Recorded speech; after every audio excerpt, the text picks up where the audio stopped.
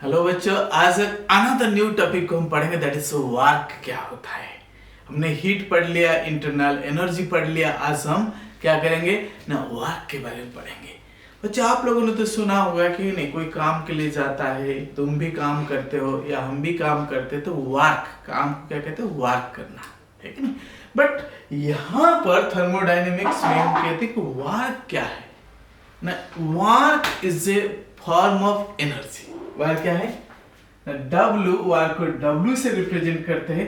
ये एक तरह का एनर्जी का एक फॉर्म है वर्क। जैसे हीट एक एनर्जी का फॉर्म था, work is also a form of energy.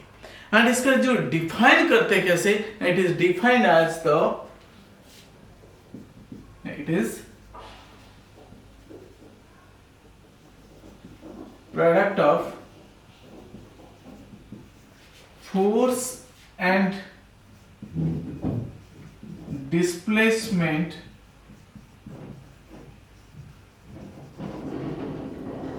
in the direction of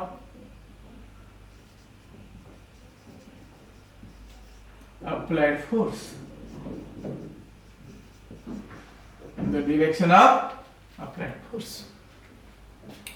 समझ आया। तो वर्क क्या है ना, एक फॉर्म ऑफ एनर्जी हो गया, और ये प्रोडक्ट मतलब multiplication of force and displacement. Displace मतलब कितनी जगह डिस्प्लेस किया, कितने डिस्टेंस ये क्रॉस किया, दैट इज कॉल्ड डिस्प्लेसमेंट है। सपोज एंड एक यहाँ पे देखो, एक ऑब्जेक्ट है कि नहीं, तो ये स्टोन, पत्थर ले लो, स्टोन है। मैंने अगर 10 न्यूटन की फोर्स अप्लाई किया, और ये पत्थर जो है, स्टोन जो है, इतनी जगह ये यहां से यहां हट के चला गया, लेकिन इस जगह से यहां तक चला गया, लेकिन पहले यहां था और टूट तक चला गया। डिस्प्लेसमेंट जो ये जो डिस्प्लेसमेंट हुआ, दैट इज dn है। यहां पे जो मैंने इसको फोर्स अप्लाई किया, दैट इज कॉल्ड फोर्स है। समझ पाए। तो इसीलिए जब हम इस डेफिनेशन को हम फॉर्मूला में कन्वर्ट करते हैं, W is equal to F into DL। F हो गया फोर्स है, DL हो गया लेकिन स्मॉल डिस्प्लेसमेंट है। Clear. So but by convention हम इसको माइनस साइन आई पैक में लगा दिया, F इंटू DL, जो थोड़ा आगे हम देखेंगे। तो फॉर्मूला क्या हो गया ना, W इज इक्वल टू क्या है, ऐसे इसको कर देता हूं, इसमें लिख देता हूं मैं W work done is equal to F into DL। वो माइनस साइन लग गया, बाय कन्वेंशन आगे जाके पढ़ोगे ये माइनस साइन का, इसी थोड़ी देर में हम देखेंगे कि इस माइनस साइन का क्या इंपॉर्टेंस है। अब दूसरी बात हम करते हैं कि अगर वर्क डन हम कर रहे, तो वर्क डन कैसे हो रहे हम। देखो इस पत्थर को देखो, यहाँ पे जो पत्थर है, स्टोन है, ठीक है नहीं। तो अगर ये 10 न्यूटन फोर्स देने के बाद ये इस जगह से हट रहा है, अगर कम दूंगा तो ये नहीं हटेगा, लेकिन 10 न्यूटन जो है उससे अगर मैं कम फोर्स इसको अप्लाई करूंगा, इस जगह से डिस्प्लेस नहीं होगा। क्यों, ये एक अपोजिंग फोर्स क्रिएट करता है। ये क्या करता है ना, जो स्टोन है या जो पत्थर है, ये क्या करता है, एक अपोजिंग फोर्स, जो मैं फोर्स अप्लाई कर रहा हूं उसके अगेंस्ट में एक अपोजिंग फोर्स क्रिएट करता है, लेकिन तो उस अपोजिंग फोर्स को जब मैं क्रॉस करके ज्यादा देता हूं, तब इसकी डिस्प्लेसमेंट हो जाता है, तो इसलिए हम कह सकते हैं work as a result of action, work as a result of action against an opposing force। Clear. तो वार क्या है, एक एक्शन है, किसके अगेंस्ट में, अपोजिंग फोर्स के अगेंस्ट में। समझ पाए। तो इसीलिए अगर F जीरो हो जाएगा, फोर्स जीरो हो जाएगा, तो W कितनी होगी, जीरो, यहाँ जीरो हो गया। सिमिलरली अगर डिस्प्लेसमेंट जीरो है ठीक है, तो भी W जीरो हो जाएगा। कोई मूवमेंट नहीं हो रहा है, मैंने कितना भी धक्का लगाया लेकिन वो पत्थर जो है अपने जगह से क्या है, नहीं हट रहा है, बड़ा पत्थर है कि नहीं, तो उस कंडीशन में क्या होगा, डिस्प्लेसमेंट जीरो हो गया तो वर्क डन भी जीरो हो जाएगा। तो इसीलिए हम कितनी भी स्ट्रॉन्गेस्ट फोर्स में अप्लाई करूं, अगर डिस्प्लेसमेंट नहीं हो रहा है that means work done became zero. तो इसलिए मैं कह सकता हूं even the strongest force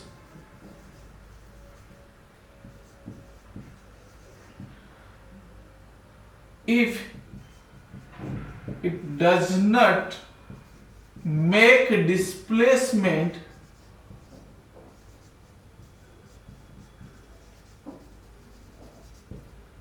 then W zero. तो अगर स्ट्रॉन्गेस्ट फोर्स अप्लाई करने के बाद में भी है कि नहीं, तो अगर कोई डिस्प्लेसमेंट नहीं हो रहा है तो वर्क डन भी जीरो हो जाएगा।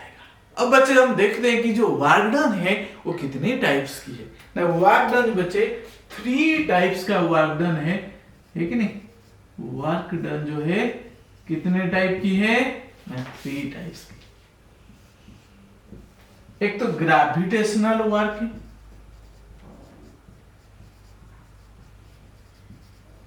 एक होता है इलेक्ट्रिकल वर्क है, एक होता है मैकेनिकल वर्क है, जिसको हम दूसरा नाम है प्रेशर वॉल्यूम वर्क भी कह सकते हैं। समझ आया कुछ? तो वर्क डन 3 टाइप्स की हो गया। कितने टाइप्स की है ना, 3 टाइप्स की। तो जो 3 टाइप्स की वर्क डन है इसमें हम देखते हैं कि एक तो ग्रेविटेशनल वर्क है, W = mgh। m हो गया मास है, g हो गया लेकिन एक्सेलरेशन ड्यू टू ग्रेविटी है, लेकिन और h जो हो गया तुम्हारा हाइट मूव। एक ग्रेविटेशनल वर्क होगा W = mgh। और सेकंड जो है बच्चे वो इलेक्ट्रिकल वर्क डन है ना, W इलेक्ट्रिकल = -NFE। तो n होता है बच्चे नंबर ऑफ इलेक्ट्रॉन, जो कि आप उसमें पढ़ोगे डिटेल में। अगर हम देखते हैं कि आप इलेक्ट्रोकेमिस्ट्री में पढ़ोगे। अब F जो होता है फैराडे से, जिसकी वैल्यू 96500 कूलम से। E होता है पोटेंशियल, मतलब पोटेंशियल डिफरेंस है यहाँ पे मान के चलो, ठीक है। E सेल ठीक नहीं, बस सेल पोटेंशियल या पोटेंशियल डिफरेंस है। तो ये हो गया आपका इलेक्ट्रिकल वर्क। अब जो बात आता है कि मैकेनिकल वर्क, जो कि केमिकल प्रोसेस है, केमिकल रिएक्शन है, उसमें मैकेनिकल वर्क होती है, और उस चीज को अभी हम थोड़ा सा इलैबोरेटली पढ़ेंगे। क्लियर? अब मैं इसको थोड़ा सा क्या करता हूं ना, इरेज करने की कोशिश करता हूं। तो इसलिए बच्चे इस चैनल को लाइक और सब्सक्राइब करना नहीं भूलना है। तो लाइक और सब्सक्राइब और शेयर भी है। तो इसलिए मैं हूं डॉक्टर प्रदीप जेना और मेरे चैनल का नाम है केमिस्ट्री वाला डॉक्टर प्रदीप जेना। तो इसलिए आप इसको लाइक सब्सक्राइब शेयर करना नहीं भूलना है। क्या करना है? नहीं भूलना है। एक बच्चे ने बोला सर मैं तो भूल जाऊंगा। मैंने बोला अच्छा खाना खाना भूलते हो नहीं भूलते हो? बोला सर नहीं भूलता हूं।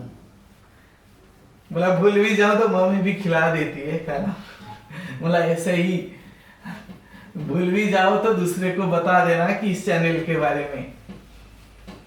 थोड़ा मजाक कर रहा हूँ, लेट इट। आइए हम फोकस करेंगे। अभी जब तक मैं इरेज कर रहा हूँ तो थोड़ा सा it will take some time, कुछ टाइम ही लगाएगा इसमें, बस हो गया। Okay, that's good. थोड़ा सा है कि नहीं, इसको अच्छे से इरेज करना पड़ता है बच्चों, ताकि नहीं थोड़ा प्रॉपर्ली की जाए। Let it. सो अब हम जाएंगे कि प्रेशर वॉल्यूम वर्क व मैकेनिकल वर्क क्या है। मैकेनिकल वर्क जिसको हम कह सकते हैं प्रेशर वॉल्यूम वर्क। सो कोई भी केमिकल प्रोसेस है बच्चों, देखो केमिकल सिस्टम है, तो उसमें जो वर्क डन होती है उसको हम प्रेशर वॉल्यूम वर्क कहते हैं। अब क्यों कहते हैं, ना जो मैकेनिकल वर्क को, ना the work is done due to change in either pressure और, इस वर्क डन को प्रेशर वॉल्यूम वर्क इसलिए कहते हैं कि इसमें जो वर्क डन होती है because of change in pressure या चेंज इन वॉल्यूम। क्लियर। अब हम बात करते हैं कि अगर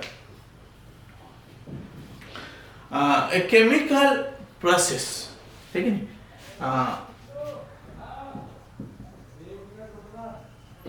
a chemical process which takes place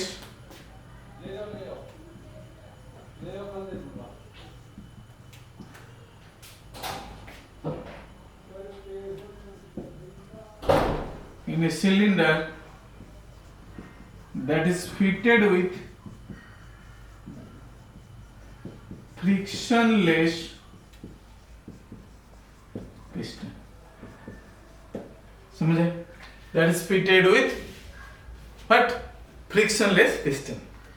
अब देखो यहाँ पे डायग्राम को मैं थोड़ा सा इधर ड्रॉ करूंगा, थोड़ा स्पेस है, ध्यान से देखो। ये है कंटेनर है और इधर से P एक्सटर्नल जो कि मैं पिस्टन के थ्रू में दे रहा हूं। क्लियर। अब यहां ये मान के चलो आपकी इनिशियल वॉल्यूम है VI और प्रेशर जो मैं बढ़ा दिया तो VF फाइनल हो गया VF। अब यहां पे देखो, जो इसका मतलब है कि P external is greater than P internal, इसका मतलब तभी तो जाके कंप्रेस होगा। यहां पे कंप्रेशन हो रहा है, यहां तो गैस एक है इसमें, वो गैस कंप्रेस हो रही है, जो डिस्टेंस ट्रैवल करे बच्चे देखो that is small distance dl है, और जो एरिया है इसका a स्क्वायर मीटर। तो एरिया हो गया कितना, a है, डिस्प्लेसमेंट जो हो रहा है dl हो रहा है, वो गैस है, ऊपर से हमने पिस्टन के थ्रू में इसको प्रेशर हम दे रहे हैं, कंप्रेस कर रहे हैं। तो इसलिए बच्चे देखो कि जो गैस है तो इसका डिस्प्लेसमेंट कितना हुआ, dl हुआ, एरिया कितना हुआ, दैट इज a। अब हम देखते हैं कि we know that pressure is equal to force upon area, pressure is equal to force upon area, या force is equal to pressure into area, ए मतलब एरिया है कि नहीं। तो force is equal to pressure into area. अब हम क्या करेंगे, हमारा जो मेन जो कंसेप्ट था क्या था ना, W is equal to force into displacement, था या नहीं था, था।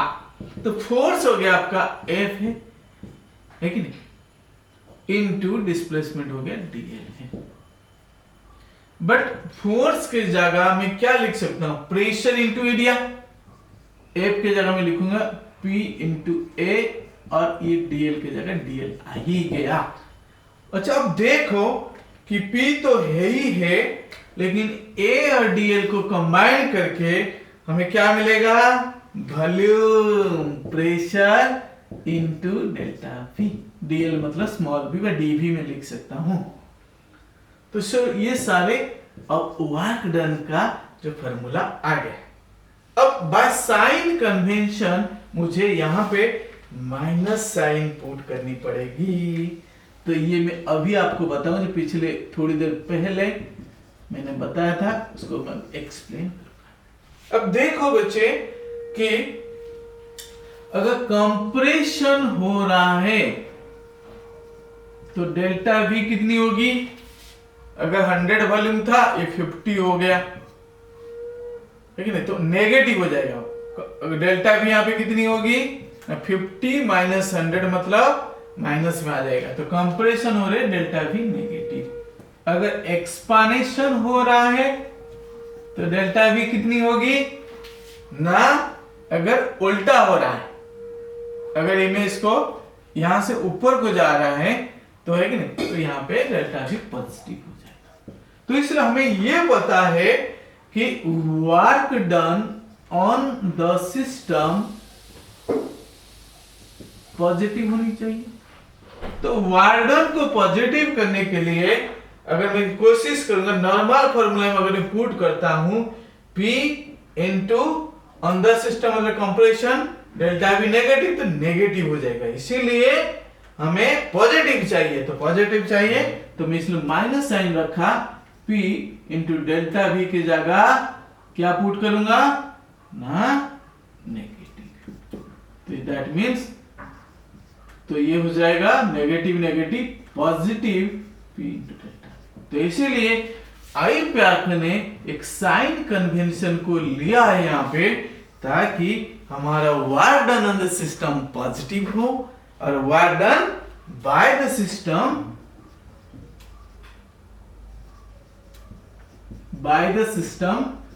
दैट इज नेगेटिव हो। तो उसके लिए हमने डेल्टा V को क्या किया है यहाँ पे ना? पॉजिटिव रहेगा तो यह नेगेटिव हो जाएगा। तो इसलिए अब आते हैं कि यूनिट्स के बारे में। तो वेरी इंपॉर्टेंट, अंदर system positive by the system negative. System खुद काम करे बाय द सिस्टम, अंदर सिस्टम हमने सिस्टम के ऊपर काम कर रहे हैं। समझ पाए? अब देखो यूनिट को जूल या फिर ऑर्ग में करते हैं। तो 1 जूल एंड 7 1 कैलोरी 4.184 जूल। ये सब याद रखने में बार बार इसलिए बता रहा हूं कि आपके दिमाग से निकलना चाहिए, ठीक है ना बच्चे? इसीलिए आज का जो वीडियो है मुझे लगता है कि आपको अच्छा लगा होगा, है कि नहीं? क्योंकि हमने वर्क का भी और भी 2 फॉर्मूले हैं, उसको हम अगले वीडियो में या अगले क्लास में पढ़ेंगे। तो इसलिए बिल्कुल भी इस चैनल को लाइक सब्सक्राइब शेयर करना नहीं भूलना है, जरूरत वाले बच्चों तक पहुंचाना है, ताकि लेकिन आपके साथ साथ दूसरे का भी भला हो। Thank you so much.